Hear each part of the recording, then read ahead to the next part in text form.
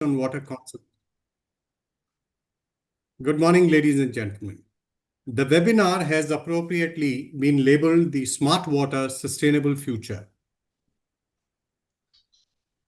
Are you able to see me clearly? Yes. Oh. Please go ahead. Yeah. I commend Mr. Raku, founder and CEO of Exneco, and his dynamic team for bringing together industry leaders, thinkers, academia, and innovators online across many screens, as I see, for a subject that touches the very core of our existence and which is water. The need of the hour, ladies and gentlemen, is to ensure a rich blend of ancient wisdom on water conservation and sustenance philosophies with innovative and forward-looking technological solutions.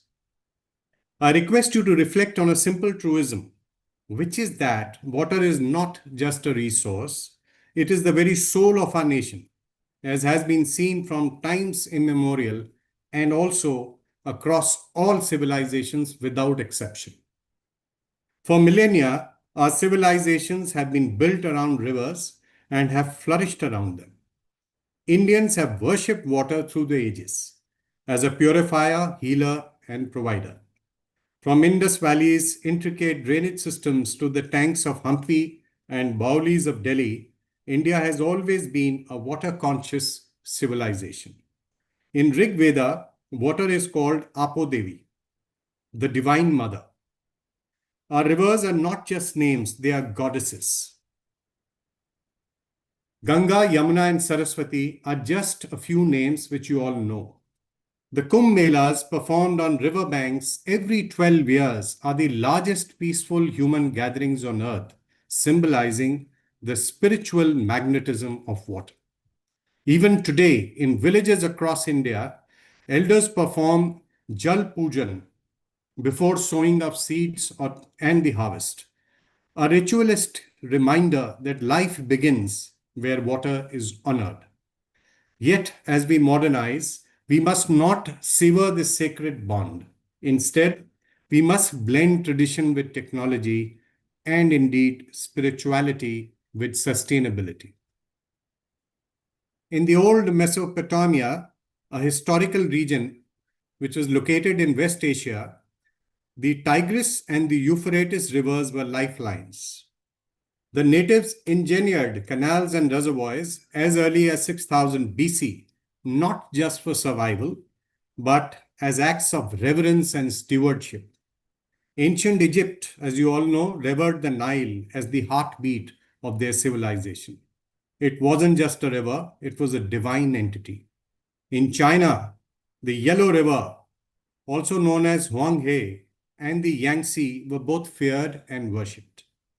Water was also central to the Taoist philosophy, symbolizing adaptability and strength.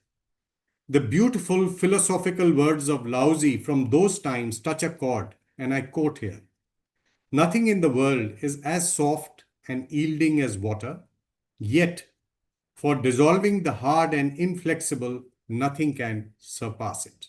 Unquote. The Romans, meanwhile, turned water into architectural marvels. Their aqueducts, some still standing, channeled water across vast distances, not just for drinking, but also for public baths, fountains, and sanitation. These ancient cultures remind us that water is not just a mere utility. It is a mirror of our values and a measure of our wisdom. Ancient and traditional water management techniques have a surprising amount of logic that we are utilizing even today to reduce water conservation challenges. Now, I will give you some examples that are making a comeback with a slight modern twist. Look at rainwater harvesting. This was used by civilization from Romans to our very own Indus Valley. Today, this is being revived with smart systems that use sensors to monitor water levels and automate distribution. Sleep wells and Baolis of ancient India, like the Rani Ki Vav in Gujarat, were marvels that stored water. Modern adaptations include recharge wells that direct rainwater into aquifers, helping to replenish groundwater in urban areas.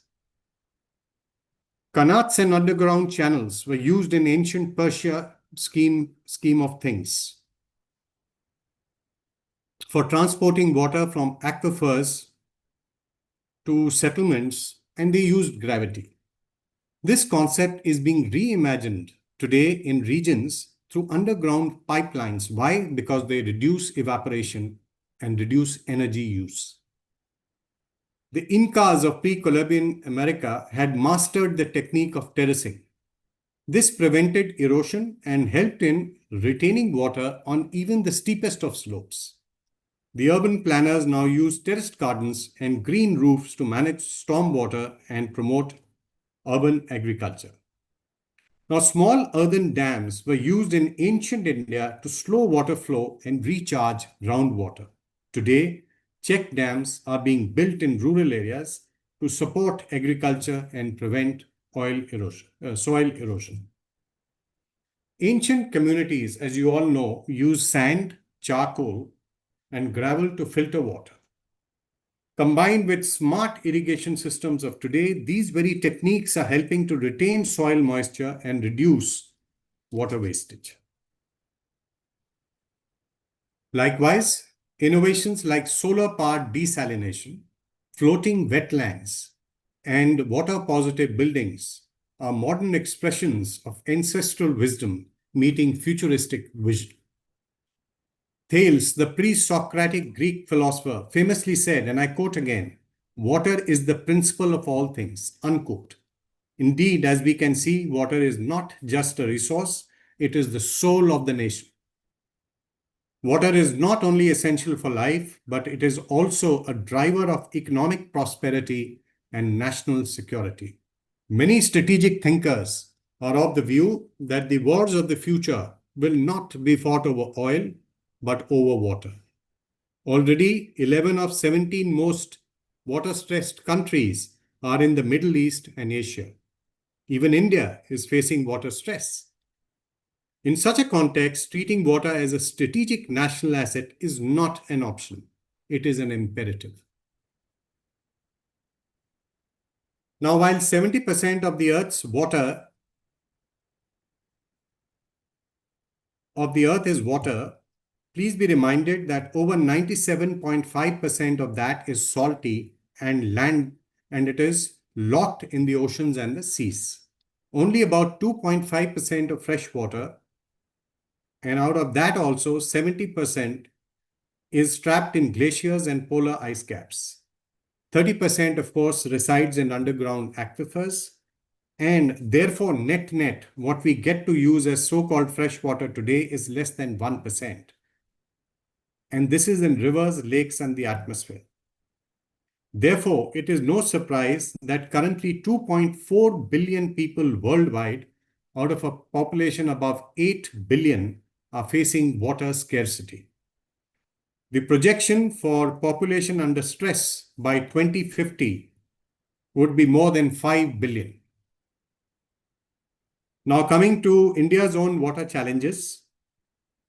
India is home to about 18% of the world's population, but has only 4% of the fresh water.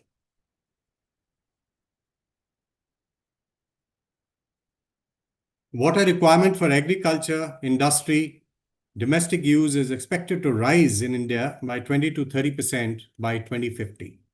Over 60% of India's population still relies on agriculture, and over 70% of the water is still used in a very inefficient manner. Also, nearly 50% of Indian agriculture is rain-fed. Unfortunately, when monsoons fail, livelihoods collapse. Remember 2016, and I remember this vividly, when a drought in Maharashtra triggered widespread agriculture-related distress.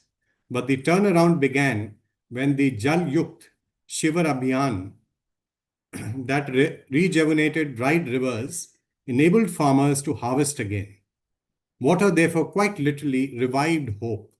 Just as the soul breathes life into a body, water breathes life into the soil. Now, for agricultural water efficiency, we have something known as the Sahi Fasal campaign. Now, this is remarkable. It is encouraging farmers today to grow less water-intensive crops suited to specific agroclimate zones. This is reducing the stress on groundwater. Now, let me give you an example. Switching from water-intensive crops like sugarcane and paddy to millets or pulses in arid areas reduces the water footprint drastically. Then we also have the Prime Minister's Krishi Sinchai Yojana that promotes micro-irrigation techniques like drip and sprinkler systems. Water fuels our economy and is also the soul of our industry. From power generations to textile manufacturing, water is a silent enabler. India's thermal power plants use 87% of industrial water. A water crisis, therefore, can lead to energy crisis, which in turn leads to economic slowdown. In 2019, ladies and gentlemen, Chennai nearly ran out of drinking water. IT companies had to shut down offices temporarily. The city that powers India's digital brain in some ways was humbled by their missing soul. And what was that soul? Water. Industrial water efficiency is today a necessity. Industries consume over 8% of India's fresh water, and this figure is rising. Yet water doesn't have to be a casualty of growth. Take the zero liquid discharge model adopted by Tamil Nadu's textile industry. With technologies like membrane bioreactors and evaporative concentration, several units now recycle over 95% of their water.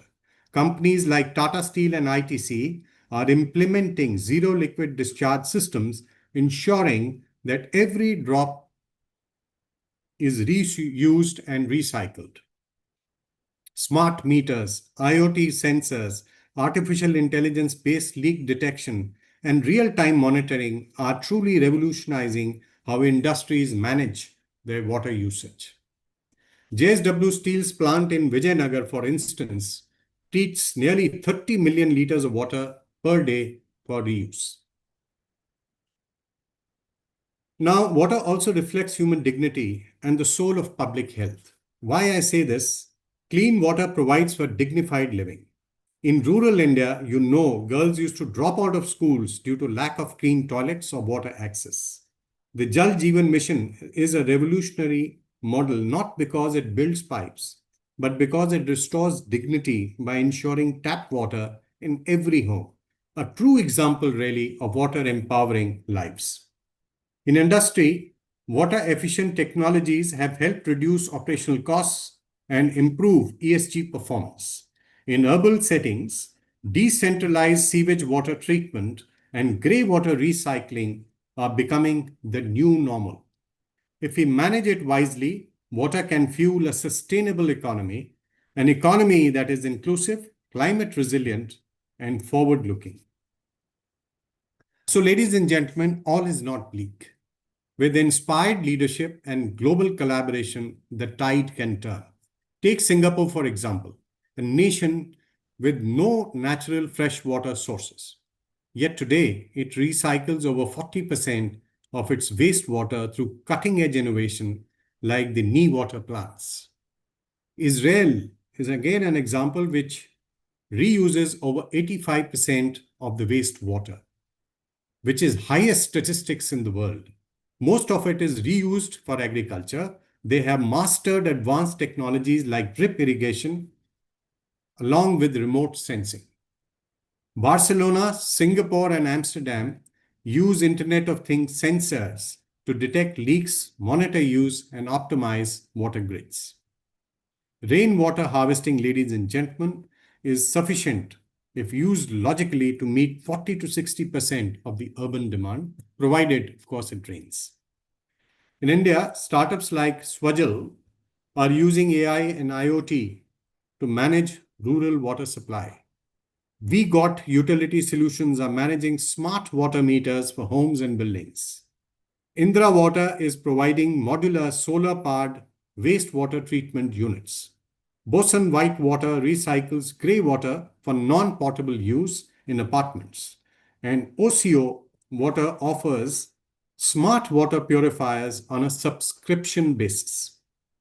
Indian startups like Climate and Navmark have showcased their solutions in our Next Generation Digital Action Exhibition 2024 in Copenhagen, winning accolades for their AI-driven water management models.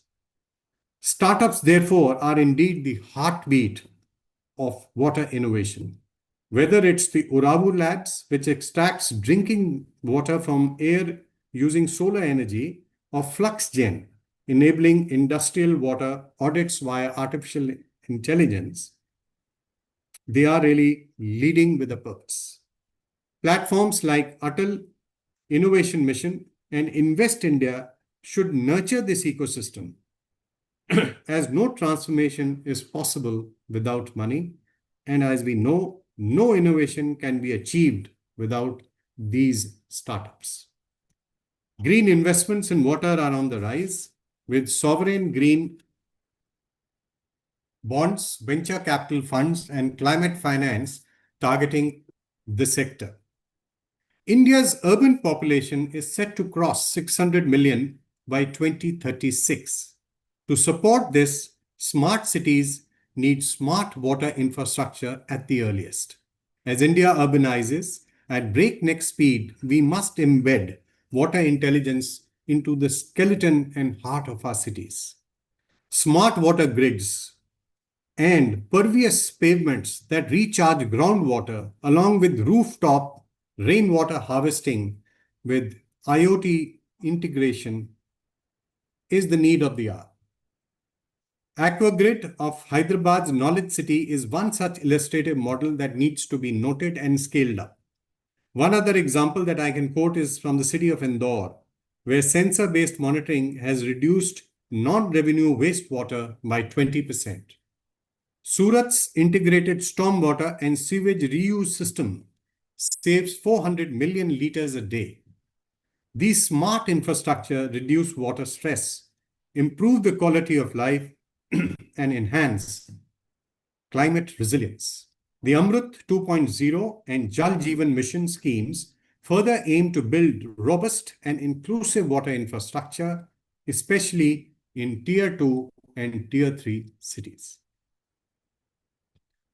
As clearly brought out by Exneco in their letter of invitation, India's water conservation industry is witnessing a significant growth, from US $841 million in 2024 to a projected US $1.73 billion by 2033.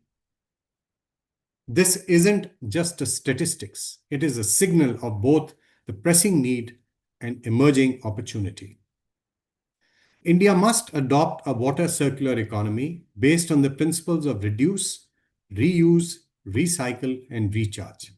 We need to blend our water grid with satellite mapping, blockchain-based water credit systems, and digital community dashboards. Today, wastewater is not waste, it is a resource. Water stress states like Tamil Nadu and Rajasthan are already reusing treated water for industrial use and groundwater recharge. The Namami Ganga program has shown how ecological rejuvenation and citizen involvement can go hand in hand. Incidentally, India saw over 2,500 crores invested in water-focused sustainability ventures. Consultants today are more than advisors. They are enablers of green transformation, be it designing climate-resilient water infrastructure, conducting water audits, or guiding ESG disclosures. They bring in phenomenal amount of domain expertise, regulatory knowledge, and systems thinking. Water is now a business vertical and not just a CSR obligation. And that, to my mind, is a very welcome change. One case study which is worth highlighting again is the Hyderabad's Mission Bhagirath, where a consortium of government agencies and private consultants delivered piped drinking water to over 24,000 rural institutions, while reducing groundwater dependence by over 60%. Well, India is also collaborating with various foreign nations, like for instance with Israel on drip irrigation, wastewater reuse, as well as mobile water purification units for rural zones. With Japan, India is collaborating on Ganga rejuvenation, urban STPs, and again, water river basin management. Likewise, we are also collaborating with EU on similar lines. India and Singapore collaboration is forging ahead in the field of water quality management and digital dashboards, which are so essential. India is also working closely with the United States on low energy desalination, membrane bioreactors, and solar desalination. I've seen some of these plants and they are really phenomenal. Joint research in water innovation hubs at IIT Madras, IIT Mumbai, and US universities is also being progressed. Now, the role of government is central as a regulator and enabler as well as a catalyst. There are many major initiatives and projects. I won't get into it because there are a lot of speakers after me who will cover that. And you're aware of these schemes. These projects are helping to mitigate water stress in both rural and urban areas. Schemes have laid a strong foundation, but we now need an integrated national water data grid in harmony with climate action plan. And most importantly, we need robust enforcement of groundwater and wastewater regulations. Water stewardship should be built into school curriculum, industrial clearances, and every panchayat planning document. Of course, there needs to be flexibility in all of this as long as the thing is kept in balance. And one should not get tied into knots to retard development. Ultimately, it's not just government policy, but citizen action, private innovation, and institutional convergence that will shape India's water secure future. Now, defense forces, from where, of course, I have my background, globally are also contributing their bit into the field of water conservation and sustainability. The US Navy's Great Green Fleet initiative, for instance, includes ships which are powered by biofuels. And you know that even in the aviation industry in India, we are using biofuels as well as even in the road transportation. And of course, the ships and the bases, be it Army or Air Force, are also being fitted along the coast with desalination units to reduce reliance in US on shore-based water supplies. Also, grey water is increasingly being used for cooling and irrigation needs. In arid region, for example, where the Israelis operate, they use mobile water purification units and have also pioneered, Israel, as we know, has pioneered drip irrigation and grey water use in their establishments and bases. Their bases are also fitted with smart water meters, promoting energy efficient water usage. The UK Ministry of Defence, for your information, has committed to net zero emissions by 2050 in alignment with the global sustenance goals. In Afghanistan, the NATO forces deployed solar-powered water filtration systems for their forward operating bases, when they were operating in Afghanistan some time back. So in a sense, really, the armed forces are not just defenders of borders, they are becoming defenders of the biosphere as well. Their discipline, scale, and innovation make them uniquely positioned to lead the charge in water conservation. Now, Indian Navy, where I've had the privilege to serve for 4 decades, has also made remarkable strides in water conservation and sustainability. All major warships in Indian Navy also are equipped with onboard desalination units, reducing dependency on port-based water supplies. For MARPOL, which is known as Maritime Pollution Compliance, naval ships are fitted with pollution control systems like oily water separators and sewage treatment plants to prevent marine pollution. Through partnerships with organizations like Habitats Trust, the Indian Navy is restoring mangroves, coral reefs, and installing floating trash barriers in Kochi and Vizag, and thereby helping to build the coastal ecosystem and restoring it. Some naval stations have installed multi-megawatt solar plants and thereby reducing reliance on water-intensive thermal power. So I also happen to actually head a base where we were using the solar power. And what was done really was that we feed it back into the grid, and we were getting discount from the state government. And this is a very good model which needs to be scaled up across everywhere. Also, onboard water generation is being used, as I said, through RO plants, reverse osmosis plants. They produce fresh water from the seawater. In bases, of course, some of the bases really, we have gone into zero water discharge system, much as what I had covered earlier. And rainwater harvesting is being encouraged in a big way. We also have sewage treatment plants for reuse in horticulture and cleaning. So the Navy has adopted a green footprint to blue water vision. And this is really a buzzword, focusing on sustainable water and energy reuse. Army Service Corps has experimented with, this is just an aside, with water from air. Basically, you are aware of the atmospheric water generators in forward areas where there is really no water source. So therefore, you pull it out of the atmosphere. So to conclude, ladies and gentlemen, it needs to be said that water is more than a resource. It is indeed the rhythm of life, the soul of our great nation. As we code smart solutions and craft bold innovations, let us also bow to the sacred flow of water. Let each drop saved be a prayer, each innovation a promise, each action a legacy. For when water flows wisely, a nation rises, resilient, radiant, and truly eternal. If we really wish to bequeath a better tomorrow for our children, we must ensure that water conservation is not just a campaign, but it is a culture.